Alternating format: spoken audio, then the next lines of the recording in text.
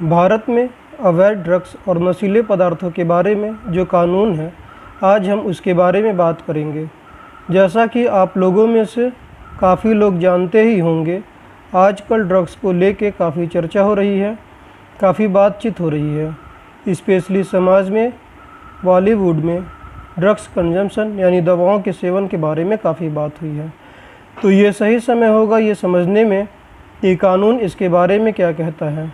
तो सबसे पहले मैं आपको बता दूं कि जो कानून इस चीज़ के ऊपर लागू होता है उसका नाम है नारकोटिक ड्रग एंड साइकोट्रॉपिक पदार्थ अधिनियम 1985, जिसको हम आम भाषा में NDPS एक्ट के नाम से जानते हैं।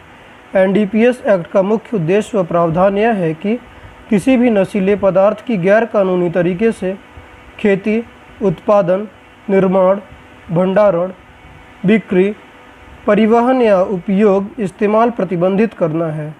यदि कोई भी व्यक्ति इस अधिनियम के तहत किसी भी नियम व कानून का उल्लंघन करता है या ऐसा कुछ भी करते हुए पाया जाता है, तो ऐसा करने वाले व्यक्ति को कठोर कारावास और जुर्माने से दंडित किया जाएगा।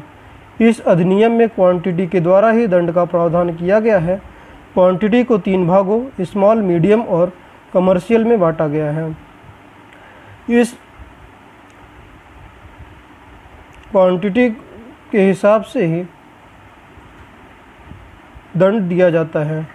सबसे पहले हम गांजे की बात करें तो 1 किलो को स्मॉल माना जाता है और इसके लिए 1 साल की जेल और 10,000 रुपये तक का जुर्माना हो सकता है। इसके बाद 1 किलो से लेकर 20 किलो की बात करें तो इसको मीडियम क्वांटिटी माना जाता है। इसके लिए 10 साल की जेल और 1 लाख का फाइन हो सकता है। और 20 किलो से ऊपर की बात करें तो इसे कमर्शियल माना जाता है। इसके लिए 10 से 20 साल तक की जेल हो सकती है और 2 लाख तक का फाइन लगाया जा सकता है।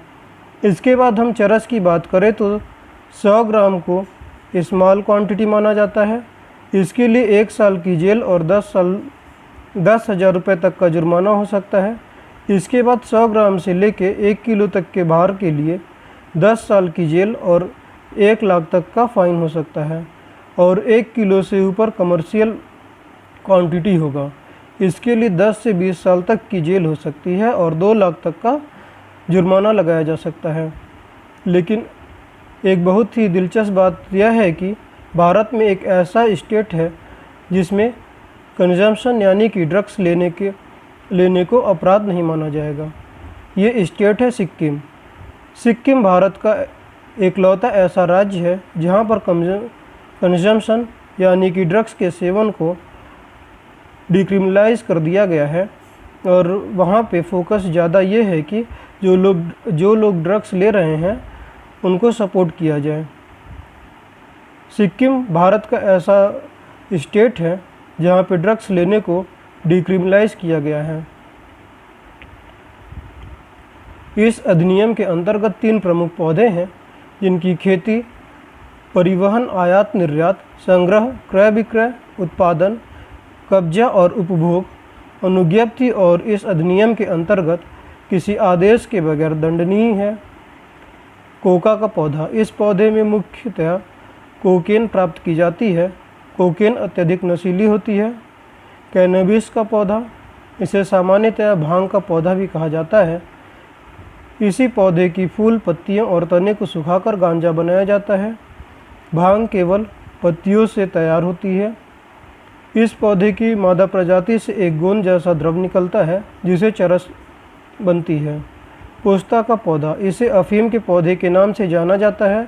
इस पौधे की पत्तियां नशीली नहीं होती हैं। इसका एक फल होता है जिसे टोडा कहा जाता है। टोडा पर चाकू मारने से दूध जैसा द्रव निकलता है जो सूखने पर अफीम बनता है। टोडा के भीतर दाने होते हैं जिन्हें खसखस के दाने कहा जाता है। वह नशीले नहीं होते हैं। उन्हें मेवों में इस्तेमाल किया जाता है। जो सूखा हुआ ऊपर खोल बचता है उसे टोडा चूरा कहते हैं, जो नशीला होता है लेकिन अफीम से कम। इसी पौधे से अत्यधिक आवश्यक औषधि मॉर्फिन प्राप्त की जाती है, जो दर्द निवारक और नींद के लिए प्रयुक्त होती है। विशेष न्यायालय इस अधिनियम की धारा 36 के अंतर्गत विशेष न्यायालय से गठन किया गया है। उन्हीं न्यायालय द्वारा यह मामले विचारित किए जाते हैं। इस अधिनियम का उद्देश्य नशे के कारोबार पर सख्ती से अंकुश करना है और इसलिए विशेष न्यायालय बनाए गए हैं। इसके बाद हम बात करते हैं, ड्रग्स से संबंधित किसी भी प्रकार का केस होता है तो ये संज्ञेय अपराध की श्रेणी में आता है, जिसका मतलब हुआ कि पुलिस को मजिस्ट्रेट से वारंट लेने की ज़रूरत नहीं है। पुलिस इस अपराध से संबंधित व्यक्ति को सीधा गिरफ्तार कर सकती है। ड्रग्स से संबंधित अपराध संज्ञेय अपराध होते हैं। अगर हम इसमें बेल की बात करें तो अगर स्मॉल क्वांटिटी के लिए पकड़े गए हैं तो आप सीधा पुलिस से बेल मांग सकते हैं, लेकिन आप कमर्शियल क्वांटिटी के साथ पकड़े गए हैं तो आपको सीधा पुलिस से बेल नहीं मिलेगी। आपको कोर्ट से बेल मांगना होगा। उस समय जज निर्णय करेंगे कि आपको बेल दिया जाए या न दिया जाए।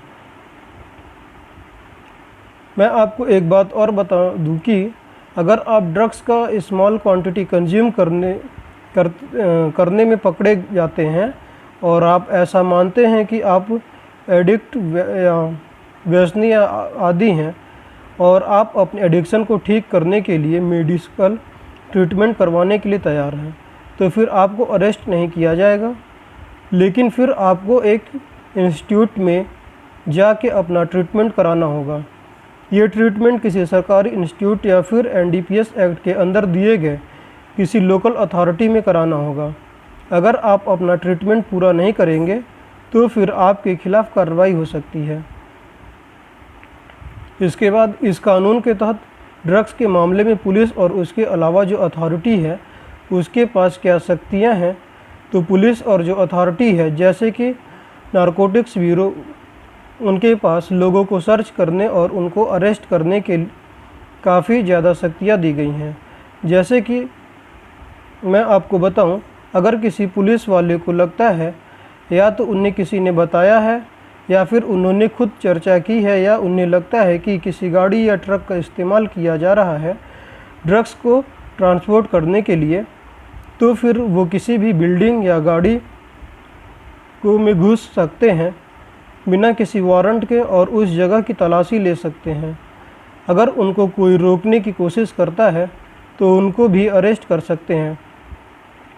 इसके अलावा अगर पुलिस को लगता है कि आपके पास ड्रग्स है, आप ड्रग्स कंज्यूम कर रहे हैं, तो वो आपको पर्सनली भी सर्च कर सकते हैं। लेकिन अगर ऐसा हो रहा है तो आप ये कहें कि ये जो सर्च है ये मजिस्ट्रेट के सामने या फिर गजेटेड ऑफिसर के सामने होनी चाहिए, और ऐसा आप जब करेंगे तो पुलिस आपको मजिस्ट्रेट या गजेटेड ऑफिसर के सामने लेके जाएगी। लेकिन अगर पुलिस को लगता है कि मजिस्ट्रेट या गजेटेड ऑफिसर का इंतज़ार नहीं किया जा सकता है तो फिर वो सर्च वहीं पे शुरू कर सकती है। लेकिन एक चीज़ का ध्यान रखें, जो महिला हैं उनको केवल महिला पुलिस ही सर्च करती है, और जब ये तलाशी चल रहा हो तब पुलिस के पास ये भी शक्ति है कि आपके पास जो ड्रग्स है या उनको लगता है कि कोई गाड़ी या ट्रक का इस्तेमाल किया जा रहा है या फिर कोई डॉक्यूमेंट या आर्टिकल या मोबाइल फ़ोन में से जो उनको लगता है कि एविडेंस है, तो उन सब चीज़ों को आपसे ले के रख सकते हैं। इसके अलावा जब ये तलाशी चल रही है और पुलिस को लगता है कि NDPS के तहत कोई अपराध हुआ है तो वह अपराधी को सीधा अरेस्ट करते हैं, और ये अरेस्ट कहीं पे भी हो सकता है, किसी भी सामाजिक स्थल जैसे कि होटल, रेस्टोरेंट, दुकान या किसी ऐसी जगह जहाँ पे पब्लिक आती हो, वहाँ पे अरेस्ट किया जा सकता है। मैंने पहले भी बताया है कि संज्ञेय अपराध के लिए वारंट की ज़रूरत नहीं होती और कभी भी ये सर्च किया जा सकता है बिना वारंट के। लेकिन जब ये हो रहा है तो पुलिस को अपने अधिकारियों को 72 घंटे के अंदर एक नोट भेजना होगा कि मैंने बिना वारंट के सर्च किया है। अब इसमें ये भी है कि अगर पुलिस गलत तरीके से बिना किसी एविडेंस के सर्च करती है तो उनके ऊपर भी कार्रवाई हो सकती है। अगर पुलिस के पास कोई एविडेंस नहीं है लेकिन वो किसी को परेशान करना चाह रहे हैं या वो किसी के खिलाफ़ बदला लेना चाह रहे हैं और किसी को फालतू में अरेस्ट करते हैं या फालतू में किसी की तलाशी लेते हैं और बाद में पता चलता है कि उनके पास कोई एविडेंस नहीं था, तो इस चीज़ के लिए उस पुलिस अफसर के ऊपर 6 महीने की जेल और 1000 रुपये तक का जुर्माना लगाया जा सकता है। इसके अलावा पुलिस को कोई गलत जानकारी देता है कि फ़लाँ इंसान के पास ड्रग्स है या वो कोई गलत काम कर रहा है और बाद में पता चलता है कि वो गलत जानकारी थी, तो ऐसा इंसान जो पुलिस को गलत जानकारी दे रहा है तो उसको भी 2 साल तक की सज़ा और जुर्माना हो सकता है। इसके बाद हम सबसे महत्वपूर्ण बात करेंगे कि एक बार आपके खिलाफ़ केस हो चुका है या आपका केस चल रहा है, आप पकड़े जा चुके हैं, उसके बावजूद आप फिर से वही काम करते हैं, फिर से आप ड्रग्स लेते हुए पकड़े जाते हैं, तो ऐसे में कानून और कड़ा हो जाता है क्योंकि इसमें पनिशमेंट 1.5 गुना बढ़ जाती है। तो जहां आपको 20 साल की जेल थी वो 30 साल की हो जाएगी और 2 लाख का जुर्माना 3 लाख तक हो जाएगा। और अगर बहुत ज़्यादा सीरियस मैटर है, यानी कि ड्रग्स के कमर्शियल क्वांटिटी में आप व्यापार कर रहे हैं, तो ऐसे में अधिनियम की धारा 31A के अंतर्गत आपको मृत्युदंड भी दिया जा सकता है।